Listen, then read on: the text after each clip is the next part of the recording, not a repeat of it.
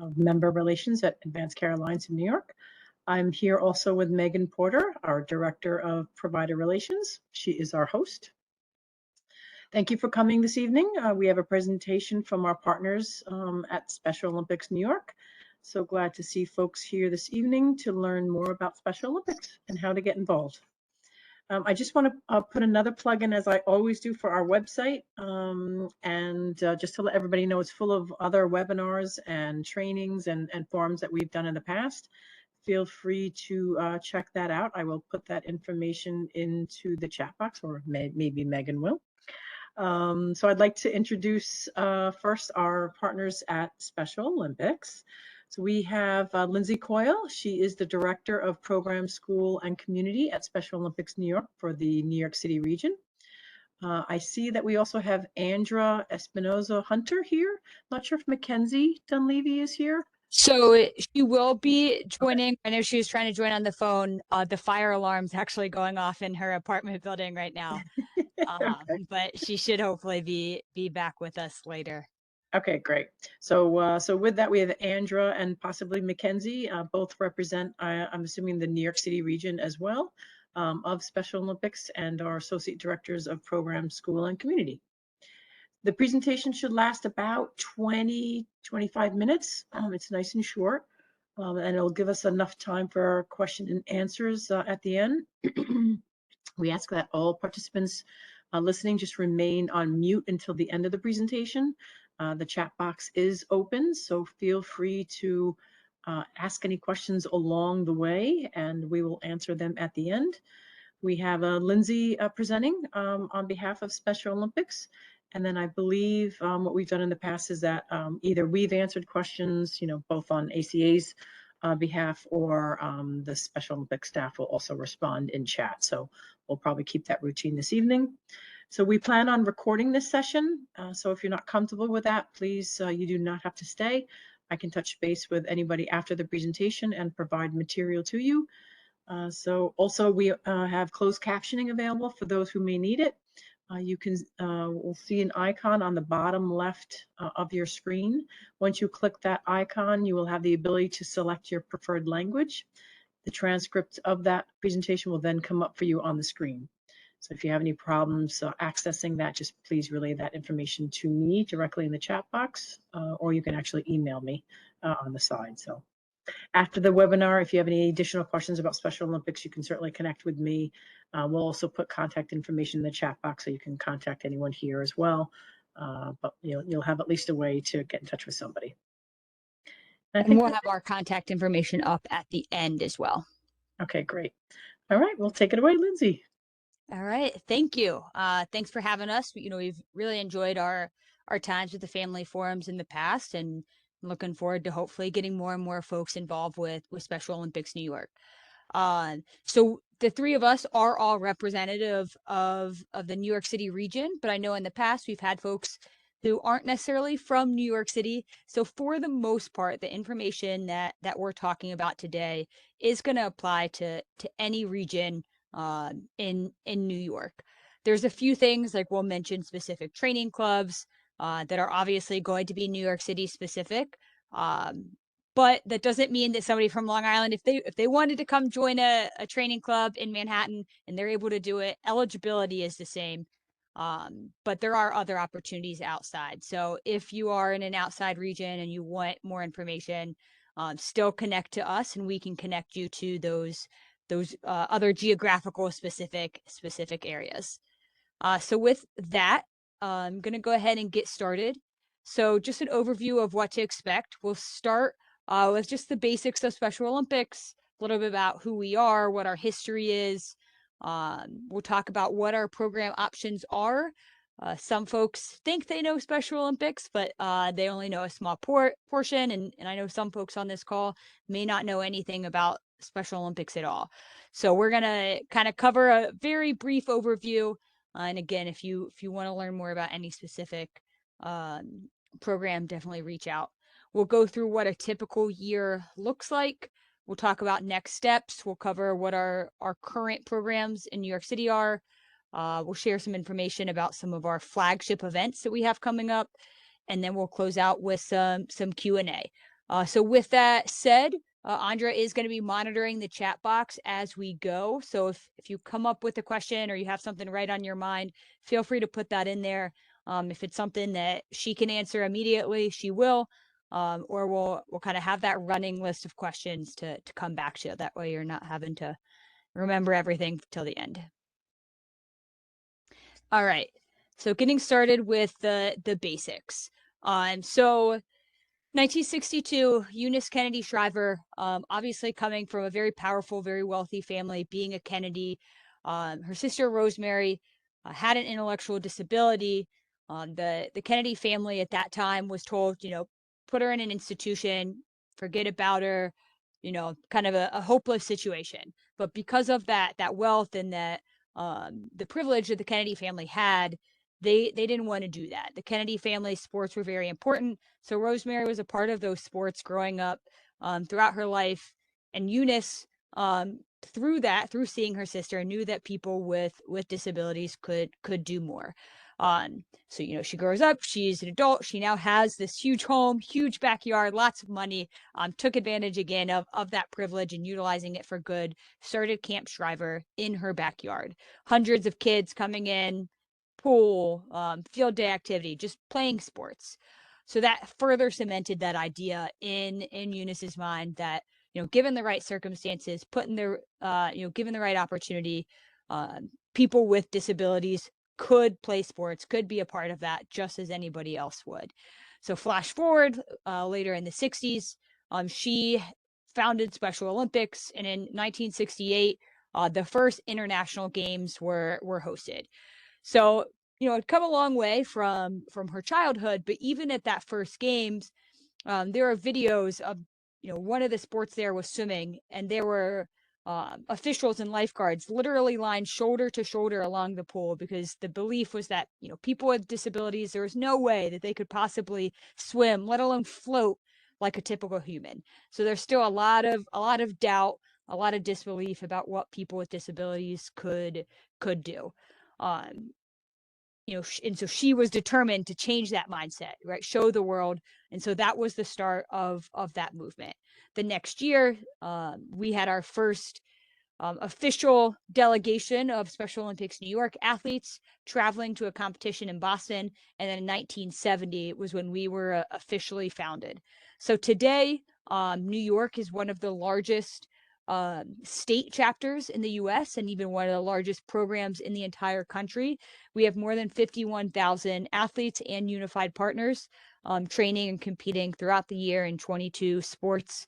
And then beyond that, this is a huge global movement with over 6.7 million. So started small, with those 1,000 athletes from just US and Canada, and growing, and this number may not be even accurate anymore because we just continue to grow and grow and grow. So I mentioned, right, we are a global organization. We have athletes and coaches all around the world. But we kind of report down as a structure, almost like a union or a fraternity would. Special Olympics International is this global entity organized into different continental regions. So we are part of Special Olympics North America. Then a part of that within Special Olympics North America, there are 51 different U.S. chapters. So for every state and for DC. And so we, as Special Olympics New York, are our own organization, right? Our own 501c3. We have our own CEO, our own board of directors, and we report up to that. So I say that, and I always give this introduction because as families or different folks are just Googling information, want to make sure you're always Googling Special Olympics New York. There are a lot of things that are going to be the same state to state. But sometimes that paperwork is different or the sports offered are different. So if you're looking at that information, you want to make sure that it is something New York specific. That way you're not looking at what the rules are for floorball, which is a sport that's done in some states, when New York does floor hockey, which is, although sounds very similar, a very, very different sport. So just remember to always be looking out for Special Olympics New York.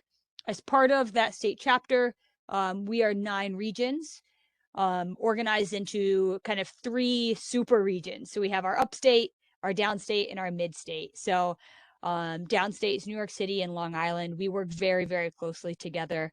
A lot of shared events, a lot of shared staff. So really anyone in the New York City office can tell you a lot about what's going on in Long Island or vice versa. Although we're not officially part of that same super region with the Hudson Valley, just geography, we're very close with them as well. So again, as if you don't live in the New York City area, this information still can apply to you. But you see at the bottom of that pyramid, the core of what we do, the very basic foundation, always comes down to that local training club. Some training clubs do multiple sports throughout the year. Some are just one sport. But that's that main building block of everything that we do. So our objective for new athletes coming in is to match them with that training club so they can be a part of that bigger picture. So we're going to go over a little bit of the program options. And before I pass it on to Andra, I just want to kind of set the stage for what our programs are, what Special Olympics is. So a lot of people think about maybe Special Olympics as a track meet, or we hear all the time, when are the Special Olympics, as if it's a one-time, one-day thing. We are every day, all year round, 365. Like I said, 22 different sports, every corner of New York State, every corner of the world, we've got something going on. Whether it's kids, whether it's adults, or we also have our non-sport options. So, we're real, credible, authentic sports. Folks tell me, oh, it's so cute, right? When I tell them what I do. We do have cute athletes, right? We have little kids that are like that. Oh, like, you're just an adorable little kid. But that's Trent, one of our athletes. He can run a marathon. He's been to World Games, done the triathlon. He is an intense, like, hardcore athlete. I would never in my life call Trent like, oh, you're so cute. And so we just want to make sure that we're setting that expectation, even for little kids, the same way, like if your kid is typically developing and they're playing on their middle school basketball team, versus a middle school age kid playing on a Special Olympics basketball team, we want to treat that with the same level of credibility. Maybe a different environment, but same level of credibility. So to kind of set that stage even more, I'm going to hope that maybe my sound will share. I got a video that I think sets the mood very well.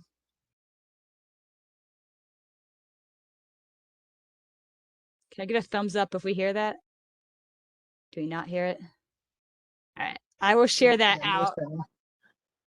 I will share that out after. I think I always have trouble with my sound. Oh, you can't hear it. I saw one thumbs up. No, nothing now.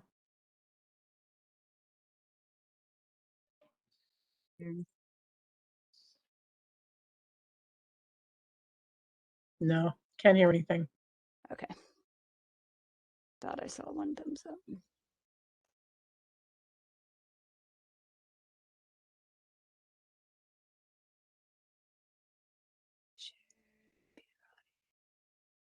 Okay.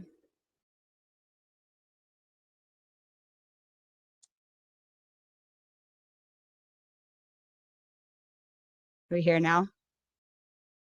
No. Okay. I'm gonna give up then. I will share that out.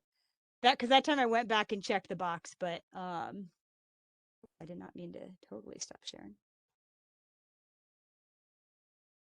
I will share that video after so folks can watch that. All right. So with that, I am going to pass it over to Andra to share a little bit more about those specific programs that we offer. Yes, so the timeline that you guys just saw recently kind of just outlined all that we have to offer. As you see, we have young athletes, which ranges from 2 to 7 years old. We have our elementary school, our middle school, high school, college, and our community programs as well. And so children up to starting at ages 8 can compete all the way up to, whenever they no longer want to. So we we really offer, you know, a bunch of different things for our athletes. Next slide. And then to talk about the programs we offer a little bit more, the first is young athletes. Then we have developmental sports. So that's more sport specific training. Going back to young athletes, this is more just trying to teach them the basic fundamentals that are used when engaging in, you know, in sports, such as like walking, running, jumping. And then when you transition into developmental sports, that's when it's more sport focused. So when a ball might be incorporated for soccer, learning how to properly kick into the goal, how to dribble correctly, whichever, you know, kind of suits the sports need. Then we have different sports training and competition. And I'll talk more about that, what New York City has to offer. We also have our unified champion schools and health and wellness. So for young athletes, as I mentioned before, the age range is typically from 2 to 7 years old. As I mentioned before, again, it introduces the basic sports skills like running, kicking, and throwing. This kind of provides children, you know, of all different type of abilities, the same opportunities in order to advance in core developmental milestones. It's not sport specific, as I've said before, but developmental sport readiness for when students are older or for when athletes are older and when they transition to developmental sports. And then to continue with developmental sports is age ranges from 6 to 12. And this is when we incorporate more sport specific training. So like, as I mentioned before with soccer, learning how to kick the ball into the goal, how to dribble, how to pass a teammate correctly, or for basketball, whether that's dribbling the ball, shooting it into the hoop, how to pass to a teammate, simple, I guess, skills that are needed in order to be successful at the sport. And for developmental sports, that can also be a huge benefit for folks who have the sport ability, but not necessarily that social ability yet, right? You can turn 8, but still not be, especially if you have a developmental disability, you may not be ready for what comes with winning and losing yet. And so this can help a lot with those non-sport skills that are so pivotal to sport success.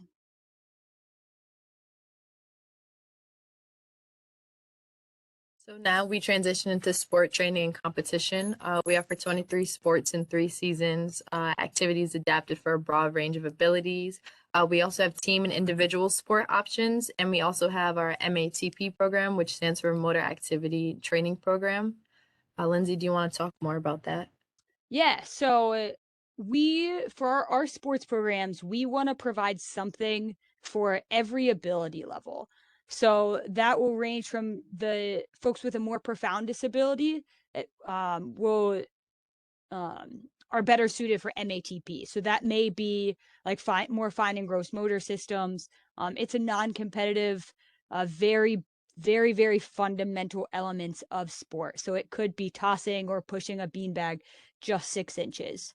A lot of folks that participate in the MATP program also have coexisting physical disabilities, although that's not a requirement for that, right? So kind of progressing up, right? Individual skills takes place in all of our team sports. So Andre was talking earlier about soccer.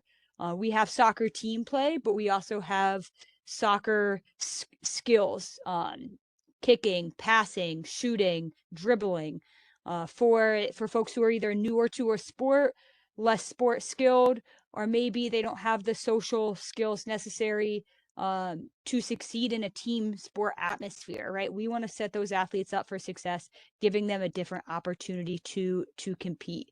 And then even when you're looking at our team sports, all of our team competitions are going to be divisioned so that every step along the way, regardless of what that ability level is, folks are going to be competing, participating at that right level for them.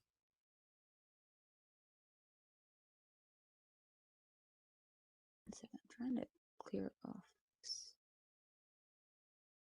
off.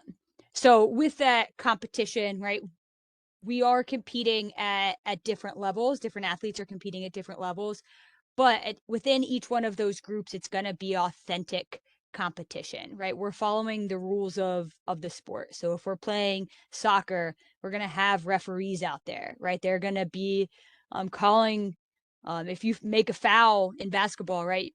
You're going to get that call is going to be made, right? People are going to take free throws. If you're running track or swimming, you can get disqualified, right? If you break one of the rules. That way it goes back to that credibility, right? We want to have real, authentic sports. And so that's where we provide all those different levels of opportunity so that if you've got a 10-year-old who's not ready to run within the lines on a track meet, we have developmental sports so that we're not setting them up for failure because they're going to get disqualified, right? We have those different opportunities to meet folks where they are.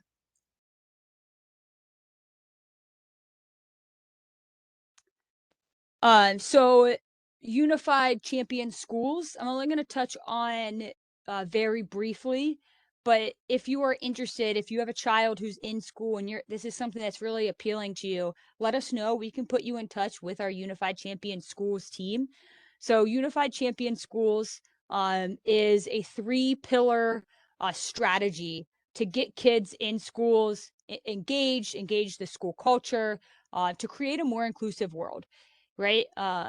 Making those kids, those students, the agents of change in their future. So it pairs both sport and non-sport elements to make that happen. So that first piece is unified sports. That, sports is what people think about Special Olympics. Unified sports pairs athletes with and without intellectual and developmental disabilities playing together on the same team. So in some instances, that's a competitive format. In some of instances, it's more recreational, and it is about just that feel good, kids playing together. Outside of sports, we have inclusive youth leadership, which is similar concept, right? Pairing kids with and without intellectual disabilities coming together to lead within their school. That may be through a social club. It could be through an inclusive student council, right? There's a lot of different ways to have inclusive youth leadership within a school. And then finally, whole school engagement through things like fans in the stands, right? Bringing out the whole school to cheer at a Special Olympics sporting event the same way that they would go out and cheer for a more typical school sporting event. Some of that can be like school-wide marketing campaigns or, whatever that looks like. It's all about what that school culture is and making a more inclusive world for every student in that school, whether they have a disability or not. So when those 3 elements come together, that's when you have a unified champion school. But at any given moment, any of our unified schools is working on building up any side of that triangle. Or that Venn diagram, I guess is what it's on here. So again, if you're interested in building up, Unified Champion Schools programming at your child's school, definitely reach out. It's something that every kid deserves to go to a school where they can feel included.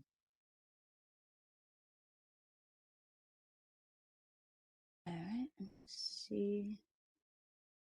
All right, so it seems like Mackenzie is back on. So I'm going to pass it over to her to talk about health. I'm going to go ahead and preemptively skip this video since I know that my sound was not working before. And we'll share that out as well.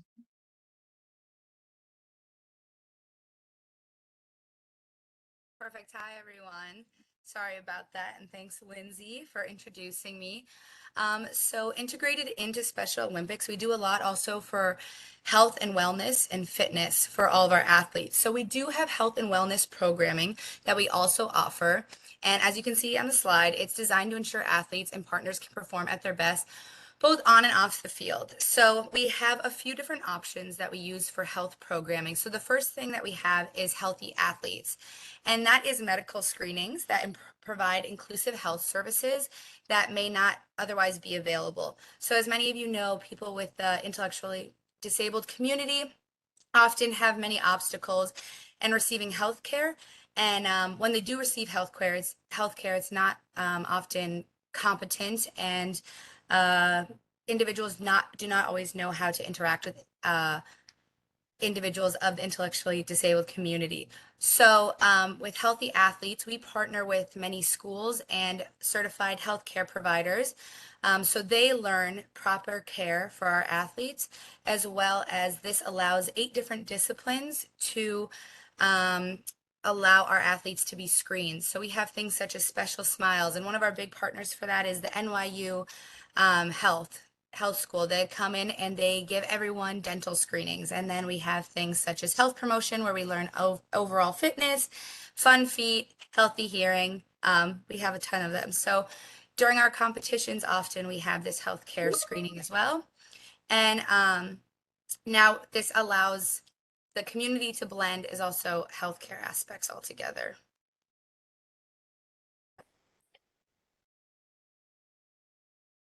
All right. And so Mackenzie mentioned, right, specific events, right, that we have throughout the year. So to give you an idea of what that looks like, we are in the middle, or I guess early on still, of our fall season right now. Fall season and winter season match up a lot with what you would think. So we get to our March or our summer season, that's where things start to get a little bit confusing for folks. But our fall season starts at the end of July and will go through the end of October. Some teams go into early November. Fall sports, equestrian, soccer, softball, bocce, golf, and cross country.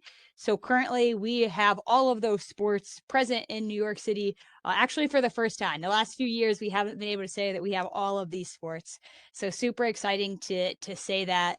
Our round of competitions, we actually have our first fall season competition this upcoming Monday out on Long Island, our golf tournament. In September, we have a big event out on Long Island for the Fall Classic.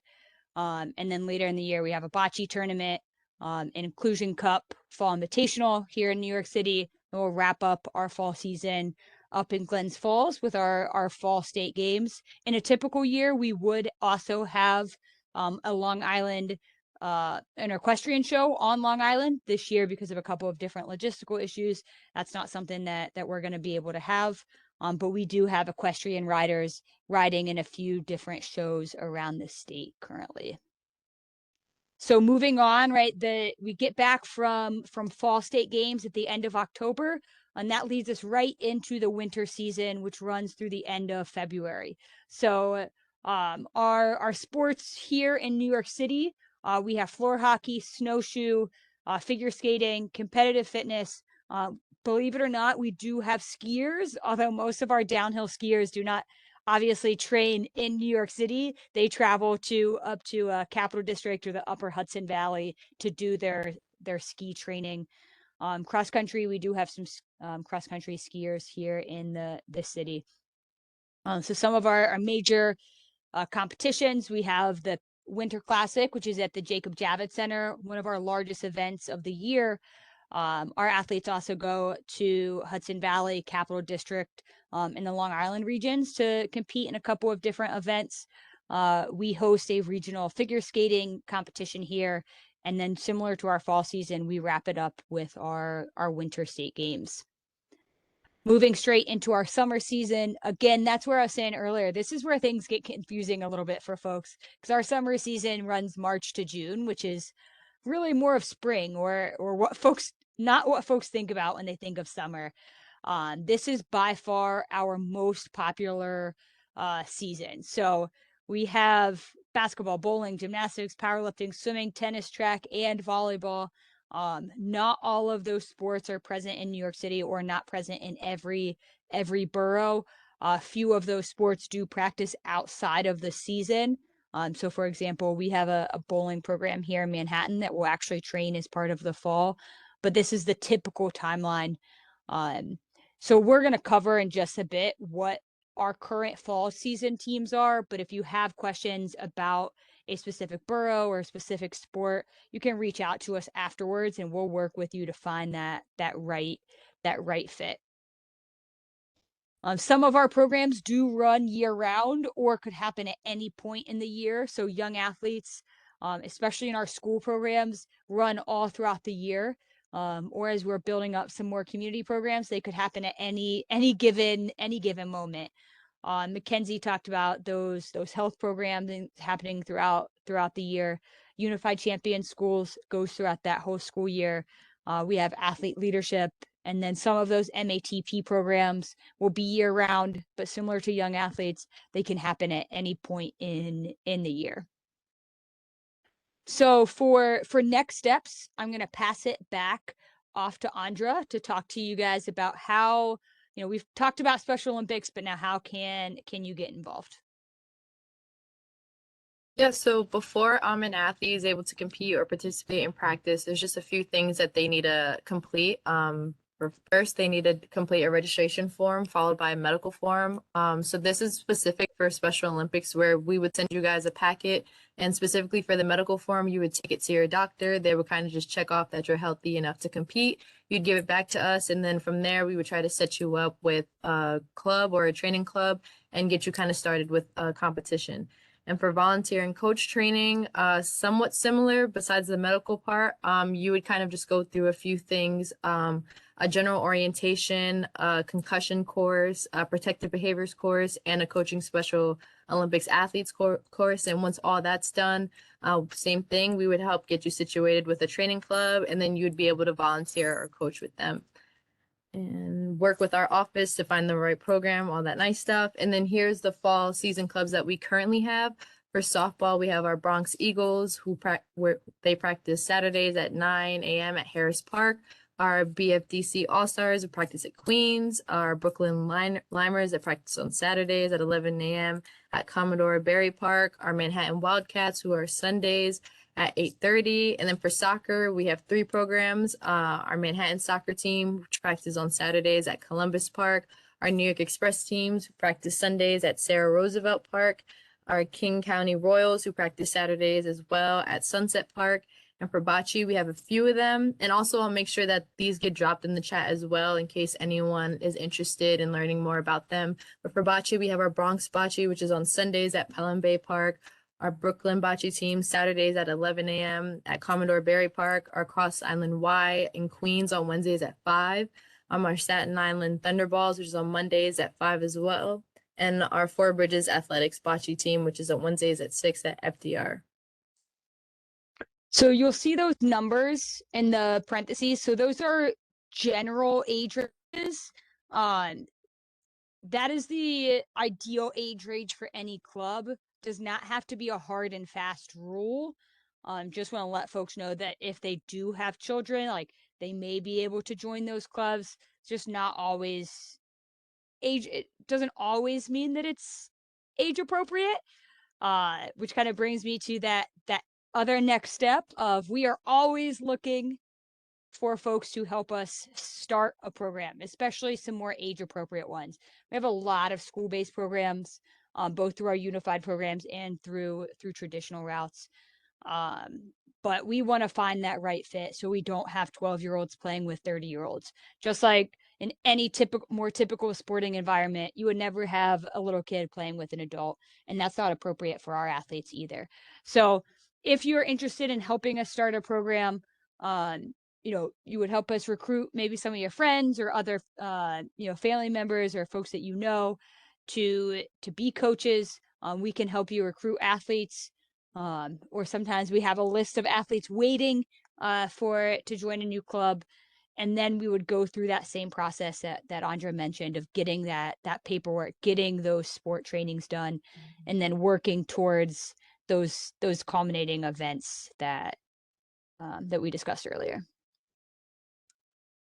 So although we have a full competition schedule for the fall, these 2 events are kind of our flagship events for the fall. So in September, we'll have our Long Island Fall Classic. That's also going to be the Long Island region's official fall athlete experience event, meaning that potential athletes can come in. They don't have to have a medical yet. In between 11 and 1, they'll be able to just try out some of our fall sports, just see what it's like, see a Special Olympics right for them.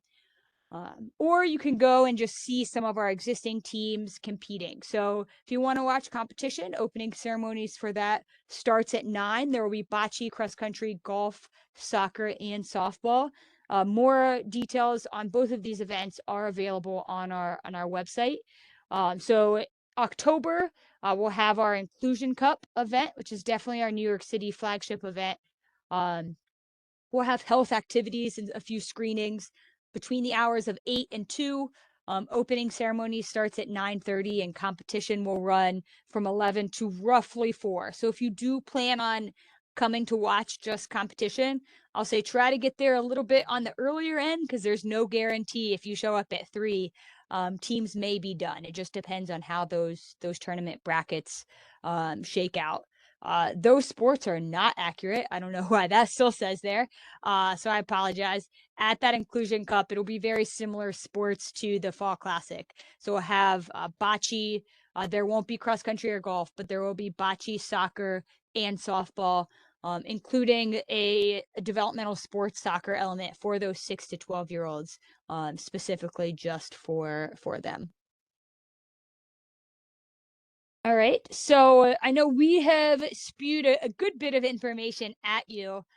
So I'm going to go ahead and open up the floor for any questions. All right, looks like we I have not been able to see the chat as I share my screen, so It's okay. We can field the questions. There's not many. There's one question: is the health and wellness, including fitness, a program a special needs adult can participate in? yes.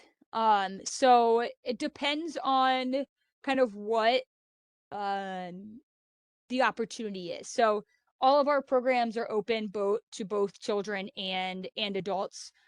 Some of our clubs have fitness specific elements. So for example, we have a training club in Queens that typically does a hiking club every fall, right? That is something specifically geared towards fitness. I heard one of my colleagues talking today about joining or starting up like a bike riding club, a non-competitive, just focused on boosting that fitness. And then some of our health and wellness opportunities are, like Mackenzie said, embedded into our competitions. Some of those opportunities are going to be limited to the athletes competing at those competitions, but for the most part, they are open to anybody who comes to that event. So if you go to the Inclusion Cup on Randall's Island in October, Mackenzie, correct me if I'm wrong, we're doing fun fitness there, right? So that's a physical therapy screening. We'll have some performance stations. Any person who shows up will be able to go and be a part of that, whether they're an existing Special Olympics athlete or not. Okay, great. There was a question which was already answered. Are the club trainings free or will there be a fee? And of course, Mackenzie said it's all free of cost. Yeah, totally free, including up to the highest level. So we're going to be sending some athletes to Berlin next year for World Games, and all of that will be totally free. So if you're looking to support one of our fundraising events, we can give you information on that as well. I know that the ACA is definitely a major partner for us, so we always appreciate that. All right. Next question is, for the equestrian program, does the athlete need to own their own horse to be able to participate in this program? So no, we partner with right now in New York City one barn. We're hoping to grow that, but we use their horses, and the same thing applies for any sports. Obviously, equestrian, having a horse is a much bigger expense, but the same thing goes for any sport equipment. So if you want to play baseball, you don't need, or sorry, not baseball, softball, you don't need your own bat, you don't need your own helmet. We'll provide everything for all of our athletes. Okay, great. Another question about the application process. Somebody in Long Island said they filled out an application, sent it to the Long Island Region Director, but never received a response, and asking whether they need to redo the packet. So you probably don't have to redo the packet as long as it's within 3 years. I know that there is currently a staffing gap in that office, so there's a chance that maybe who you sent it to, nobody ever actually got it. So if you want to reach out to anyone on this call, and I'll actually put their contact up as we talk, we can make sure that it does go out. Or if Mackenzie or Andrea, if you want to put Jess's contact information in the chat as well, that way we can get it to Jess. And from the same person, so it's okay to bring their son to the September 24th event? Correct. Yep. That event, especially and now I forget the hours. But within those hours, there will be a waiver that you'd have to fill out just for that day, to participate. But yeah, you'll be free. Come out, see what it's like, and you'll be able to meet those Long Island staff who will be able to help make that pair or that connection. And also maybe meet the coach, right? Depending on what sport you're interested in, you may be able to meet that coach that's part of the right team for you. Okay, great. Is there a health and wellness program on Long Island? Yes.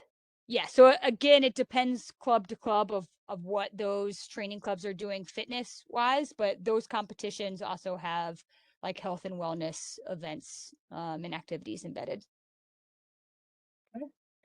Another parent asking about their application. They sent it in May. Never heard from anyone regarding the track and field. What's the procedure for track and field participation? So I know that not all of our track teams did practice this year. We're still working on getting back to all of our facilities, kind of in this semi post-COVID world. So our track season won't start back up until March or April.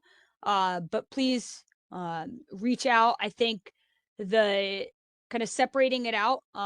If you're interested in coaching, you go to Mackenzie. If you're interested in getting involved as an athlete, you can reach out to Andra. And if you want to help start a new club, you can reach out to me. If you forget that, you can reach out to any one of us, and we will make sure to connect you with the right person, just so it does kind of have that streamlined effort. We get a lot of outreach from ACA and throughout the area. So unfortunately, sometimes we do miss folks. We're very fortunate now to be back to a full team.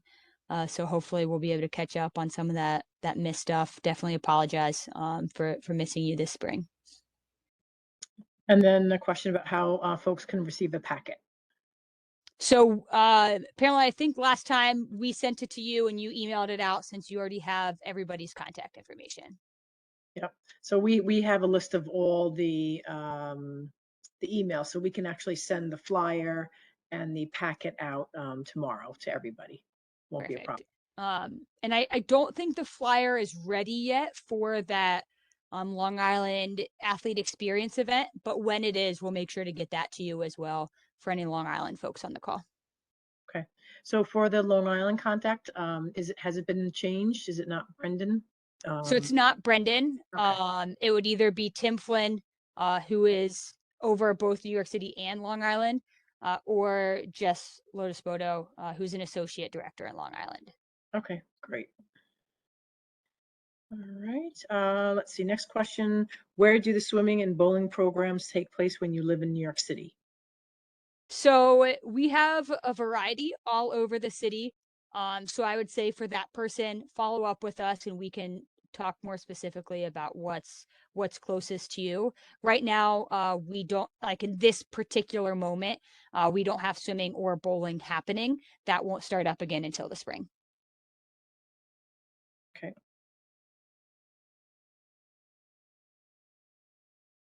Let's see. Some folks, just some miscellaneous. And as we've said, we will send everybody information. We have all your emails because that's how you registered. So don't worry, we will make sure we contact you tomorrow. Can an athlete train for multiple sports? Yes. In fact, I think almost every athlete that I can think of off the top of my head does do multiple sports. Not to say like you can do one sport, you can do 22 sports. Really comes down to what your interest is and your schedule's like. So the only exception to that would be on competition day. That that event in October at Randall's Island, right? There's bocce, soccer, and softball, but an athlete can only compete in one sport on any one of those, like on that day. But they could be training in any of those sports at any given time. Okay, thank you. Is there a biking program? So cycling is one of our sports. We don't currently have any in New York City, but somebody actually just reached out to us this week about potentially helping us to start one. That is typically one of the first barriers that we have, is not having a coach to run a program. So definitely, if you would like to do a cycling program, reach out and we can help connect you with that coach and build it up. Okay, that is all the questions in the chat. Does anybody on the call want to unmute themselves and ask a direct question? You certainly can.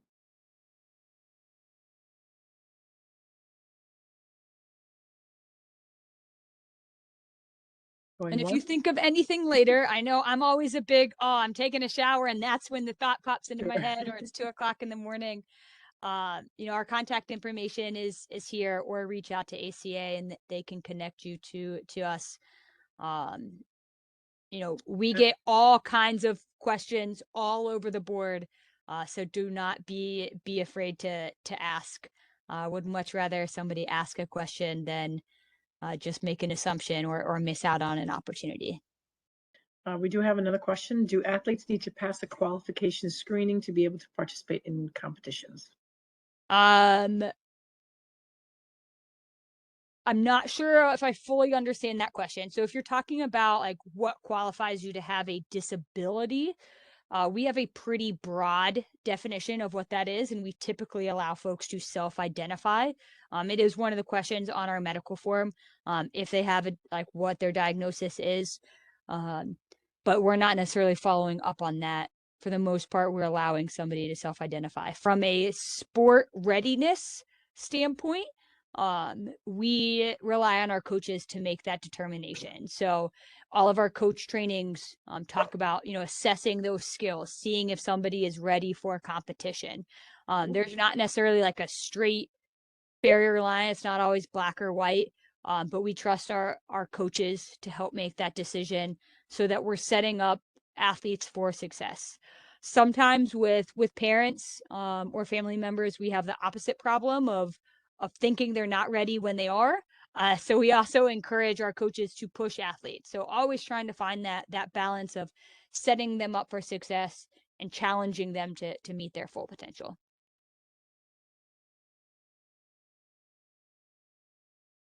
All right, I've got a final question. A couple weeks ago, I think there was an event in Central Park. There will be another event like that again soon, question mark. We live in the Bronx. Long Island is way far for us. Yes. Yeah. So we had our New York City athlete experience in Central Park a few weeks ago. If you're in the Bronx, we are going to have an event in Co-op City in October. We know that that's not always the most accessible spot. We'll have another event in November to kind of introduce folks to our winter sports. And then we'll have an opportunity at the Jacob Javits Center in December, similar to what's going on in Long Island, of being able to try sports out as a competition's going out. So a lot of different opportunities to come out, even if you missed that one in the past. You don't have to go to Long Island. That's the one set up more specifically for folks who do live out there. Do all athletes have to have OPWDD eligibility? So no, we get money, we get some funding from OPWDD, but we don't like work with them directly. So somebody being involved in Special Olympics does not have to have anything to do with OPWDD. What it can help is that sometimes, like if you have like a paid staffer through different benefits or anything like that, they can get Special Olympics certified so that you can have somebody going to competitions with your child. But there's not like a direct relationship. We're not following up on any of that. We It's get like a questions about typical like different question. numbers and stuff. Yeah, I think Megan and I both can attest to the fact that, families, as we know in this industry, are so conditioned to asking if they have to be eligible for something. And this is one of those programs that is free, no strings attached. It's easy. The medical form is maybe the most, cumbersome part, which is, at least, it makes sense when you consider the criteria for the program. But yes, it is one of the easier programs to apply for in our world. And that is it in terms of our questions. So that brings us to the end. If anyone has any additional questions, as Lindsay had mentioned, maybe something is coming up for you after this. We will get that flyer out once you have that updated on the Special Olympics, and we will send it out to this group and to our membership so that folks can at least visit the programs. I think that's been an ask before, just so they can kind of just drop by, see what's happening. I think that would be very appealing to our membership as well. So. Okay, well, thank you again. Thank you, Lindsay, Andra, and Mackenzie. We really appreciate your time this evening. It's been absolutely wonderful as usual. We love our partnership with you guys, and we'll certainly do another one maybe in the fall again, just to kind of make sure folks know about the programs, know the opportunities. And that's it. So have a good evening, everybody. Thank you all for attending, and feel free to reach out to any one of us if you have any additional questions. And thank you for having us. Have a good night. All right, take care, everybody. Have a good night.